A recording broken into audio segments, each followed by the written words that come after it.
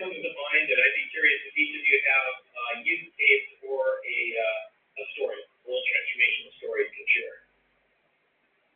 Well, I'll tell you one of the tools that we use that gets some of the most traction, which is a tool we call Teach Us to Class. And it looks like this. The leader comes in and complains about something going on in their workplace. Maybe my COO is not as effective as I would like.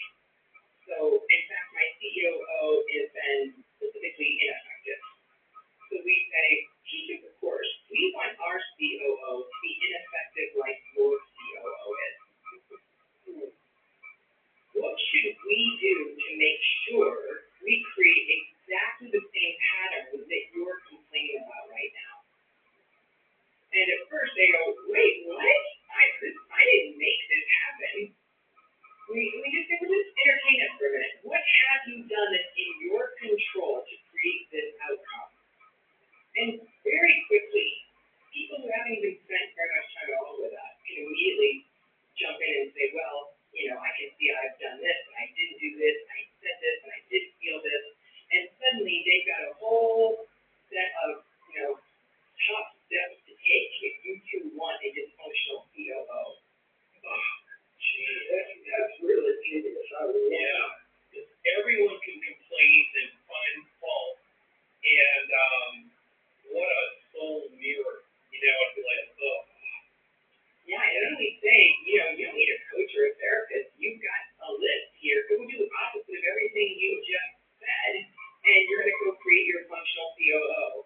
And so when they apply that right away, there's something people say, I can't see the world the same anymore when I see that I can teach a course on everything I complain about. It's unbelievably genius and non-obvious, and it almost takes the blame off of you. You don't feel responsible for that, and everything about that psychologically is brilliant. So thanks. That was a gift of gifts. And Jim, Yeah.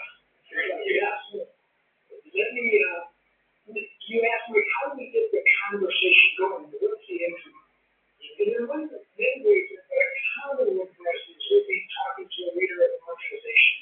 And we'll just ask them, how is drama showing up in your team or in your organization? And that's great because you don't need to spend a lot of time defining drama. Everybody gets to find that. And then we start talking to them about what drama is costing them. We call it drama tax. We actually have a little assessment that an individual or a team can take where they start to look at the drama tax, the price they're paying for being in drama in their life. And then once we start to identify the pain points around them, then we introduce them to these commitments that begin to change drama into real co-creation and cooperation. One of those